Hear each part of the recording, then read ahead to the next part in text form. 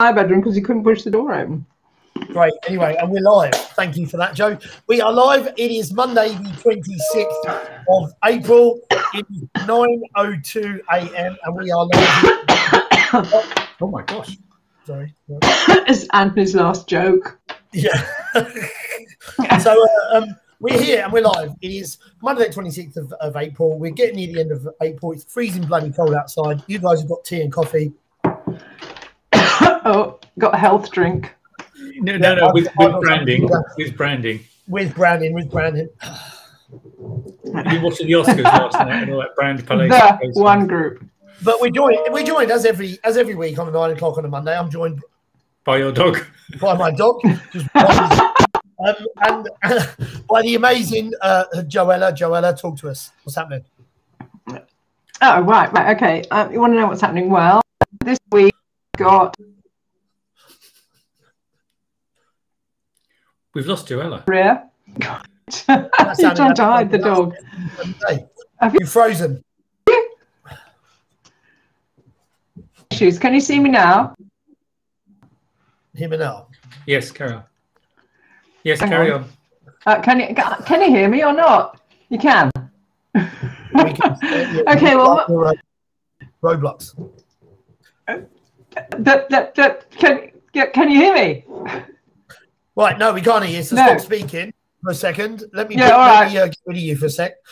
John, I was going to say you heard it was a pink moon this evening, so you put on that top specially, did you? I did. Even my shoes. I'm disappointed that leg week is next week, is it? Yeah, leg day's next week. So I'm disappointed, right? It's a pink moon tonight, but the moon's not actually pink. It's a bit cheated, right? What colour is it? Same as usual, grey, white. Okay, fantastic. Anyway, on that bombshell, again, as always on a Monday morning, joined by John and Joe. What we do is we talk about all the difficult subjects of what happened last week. So let's just really quick have a breeze through of what happened last week. So anyone got anything excited to talk about? Well, I mean, the thing that's interesting is, what's going on in India, right? I mean, just so many people are getting ill because of and it's the social dynamics of that society, where so many people live so close proximity, work together. They've not really had much lockdown in work, and they live in extended families, and it's just tragic what's happening. But finally, at least, countries are coming together and realizing this is a global issue, and we have to go and help people, which is a good thing. What I do, I speak to Joe's left. I speak to all different nationalities, all different ethnic minority, everybody really, and during that period, during these conversations, I'm amazed at who doesn't want to take the vaccine and won't take the vaccine. I heard an advert on the radio this morning encouraging people to have vaccines. It's like, if you don't take the vaccine, actually that's not a problem because we get to this herd immunity thing, and those that don't take the vaccine, but people that are anti-vaxxers. Okay, you got your right to your opinion, but all the evidence, like polio, all points against it. But I guess from a point of view of COVID, as long as enough of us have it, it's okay. So I was supposed to have my COVID jab today at 11 o'clock, and I've actually moved mine back 2 weeks because I'm away today and I'm away tomorrow the next day. And so far, everybody that I've spoken to has told me that I'm going to basically die for 2 days, and don't plan anything after it. I had my eyes were streaming for 3 days, really, really bad, just really watery eyes, and that was it. I mean, you're quite a bit older than me, so maybe it won't affect me as Joe had hers in June last year. Yeah, well, I just know people. But there is because we have in the UK we have an open society. I've got a link for it somewhere. I'll post it up after this if I find it. You can go to where they did all the tests, and it lists I think they call them contraindications, which is like side effects. Yeah. And the numbers are small, right? It was however many thousands of people tested, and 4 people got, kind of slightly blurry vision, and 1 person got backache or something. And if you do the numbers, it's tiny, and you got more chance of getting a blood clot from taking the female pill, particularly if you're female, clearly, than you have of getting it from COVID-19. So I stopped taking it. Yeah. So builds up the estrogen. But the point is, people just get obsessed with, oh, I know someone who knows someone who heard of someone who met. Okay, that's great. But all these other people have jabs. They don't go out telling everyone, going, I had the jab 2 days ago. No side effects, because there's nothing to tell, right? So I do mine because I'm a wuss and I've got stuff to do. But anyway, so what have we got? Let's talk. Let me start with the bakeroony, with what I've got going on. So at the One Group, we made quite a few placements last week, so quite a few jobs have dropped off the list that we've got. I'm still looking for an onboarding manager to work with an investment bank in London. It is on the real estate side. So if you've got experience with real estate on onboarding for an investment bank, then please contact me. I'm looking for quality assurance people working in the crypto asset space. Are you a quality assurance expert working in the crypto business? Or you understand crypto. You don't necessarily need to come from that marketplace. Investment banks are fine, but as long as you understand how crypto works, then that is absolutely fantastic as well. Financial advisors, got more of those. Got power planners, more of those. Loads of jobs which will be up online today. What am I doing this week? Well, today, Monday the 26th, I am leaving in a minute to go to Peterborough. I will spend the afternoon working in Peterborough, and then tomorrow I've got interviews with new recruiters in Peterborough, which is great. So we're expanding the team of the financial services sector, part of what we're doing. I will be in Peterborough all day tomorrow, and then Wednesday and Thursday I'm in London, so staying in London on Wednesday night. So if you're in London next for Wednesday and Thursday, please give me a shout. I'll be happy to catch up. Maybe have something to eat, drink, coffee, whatever. That'd be great as well. So Joe, seeing as you're next on the list, and Joe, okay. Loads of noise. Okay, what am I doing this week? I'm doing my pro bono. I missed that last insult. Anyway, no, I said, so John, tell me what you're up to. And you went, okay, and you carried on. I thought you said Joe. They're very similar. It happens to John all the time, actually, on this show, on our scene cast. So I'm very sorry, John. Please go on. No, I'm married with a daughter. I'm used to women interrupting me. Please carry on. Well, please do continue. So Wednesday, it's interesting because I've got meetings in London on Wednesday. So we might meet for a beer, although my last meeting ends at 8 o'clock in the evening. But no, it's kind of cool. It's actually, it's become habit, right? Almost to go back into London once a week. I used to kind of try and do 1 day a week in central London, just going from meeting to meeting, maximize my time. And that started already. So it's cool. Things are returning to normal. I'm trying to avoid using that phrase, but things are improving in terms of how we communicate and mix with people. So that's my highlight of the day, highlight of the week. That and it's my barbecues at the weekend, if the weather turns good. Yeah, I've been out and walked the local uni pubs, and it was freezing us cold. Freezing cold. Planning ahead. Stay by the weekend. Come down to the beach today. Joella. Here I am. How do you do? So, I've got my NHS guy. I do pro bono work for the NHS. I'm working with a nurse in intensive care at the moment, and boy, have they had a tough time. It's like I'm still working with him, because it's even though the sort of big rush is over, there's still a hell of a lot of pressure, and because everybody's burnt out. And it's not just the here and now, right? It's almost actually now's arguably the worst time, because now you calm down and reflect on what happened. Yeah, I think a lot of them will have kept themselves going. And now there's time to stop and realize just how ghastly it all was, and kind of, you can relax now, like you say, and it's very tough. And, it's good to feel that you can do at least some small thing to help.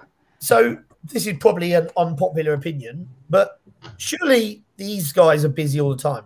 I mean, working for the NHS. I don't know. Well, they weren't previously expected to have 3 people to look after instead of 1 in intensive care, and that is very, very frightening. When you're so rushed off your feet that you turn to.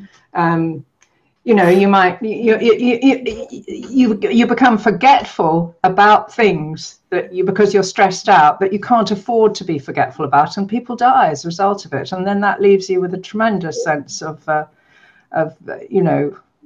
these people are in this because they care about people. And it's incredibly stressful for them to be put in situations where they can't actually function.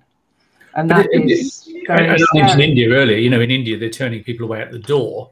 And if you want oxygen, you know, you get your own oxygen, right? You know, so there's people queuing up wanting oxygen. Forget the hospital. That's the last place to go. So we're not as bad as that. But I do remember reading an article at the peak of it, you know, where it was June last year, that there was one particular nurse and her decision was, we've got, you know, however many beds and however many people. And she literally had to pick and choose the ones that got the best treatment. And you're asking people to do that who've not, you know, it's not they haven't been trained to deal with that and to deal with the emotional pressure that puts on them. It's made me just be much more respectful of people who kind of have a caring nature, such that they're prepared to put themselves out for the sake of others. I mean, how special is that? Do you think that people that go into the NHS are naturally people that are gifted in a way of helping others or really interested in helping others? Or do you think that's something they learn over a period of time of doing it? Well, I mean, I can't generalize because I don't really know. But I mean, I don't think someone would go into a job that's notoriously badly paid for the amount of hours that you're expected to do and the level of responsibility that you're expected to carry if they didn't feel that this was some kind of, you know, it made sense to them vocationally. Yeah, interesting. But okay, so what have you got going on? So you've got that going on this week. I've got that going on. I've got a sort of final showdown with it. You know, basically it's not a showdown. It's having a review about, you know, meeting the line manager who asked me to work with the person in the first place, and then reviewing the changes that have been made and agreeing whether the goal has been met. And that's always a really interesting conversation. Everybody learns something there, including me. Yeah, that's fantastic. Cool. And Friday morning, you're looking forward to as ever, right? Of course, yes. Well, actually, we're doing our how to do this Friday. Anthony and I are planning to go offline. Yeah, so Joella sent me her detailed overview of what I need to do next, so I can become a functioning human being. Human baked bean, and let me tell you, it's a pretty bloody long list, which is fine. But so what have we got this week? Well, Friday, what we're looking to do, obviously, we talked to you about this, John, as well in the past, is doing a how-to series on how to do this. Whether it's this Friday or it's something that we talk about this week and we get it up and running and it's the following Friday, that's a conversation for us to have online and see what to do moving forwards.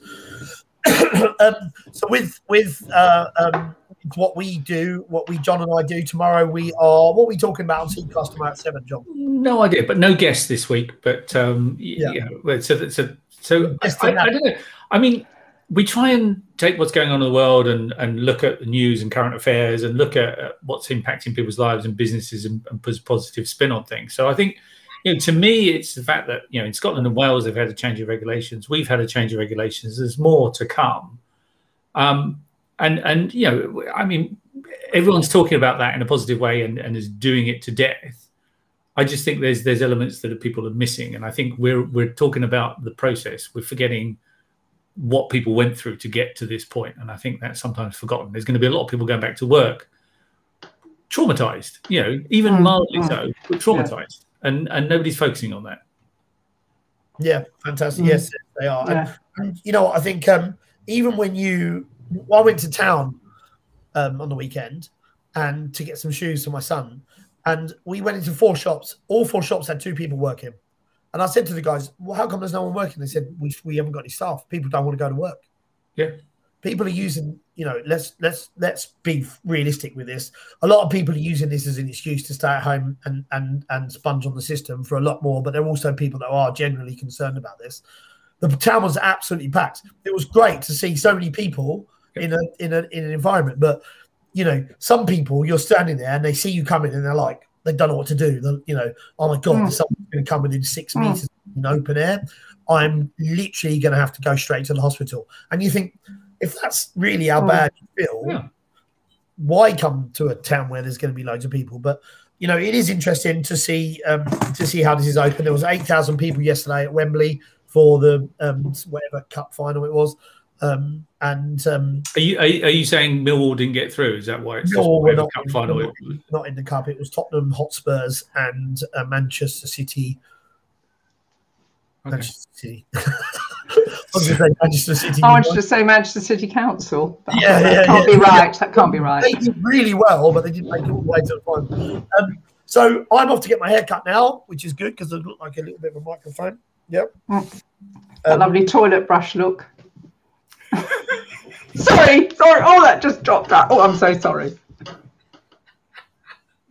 And on that bombshell. Anyway, ladies and gentlemen, thank you. You've been here with the Daily Bake, and I'm here with John Fugles, which is nice, and we can get rid of Joe. And have a great week. Have a great week, everybody. Enjoy your week. Really, really have a good week. If you need anyone, we're here for you, and I'll see you guys soon.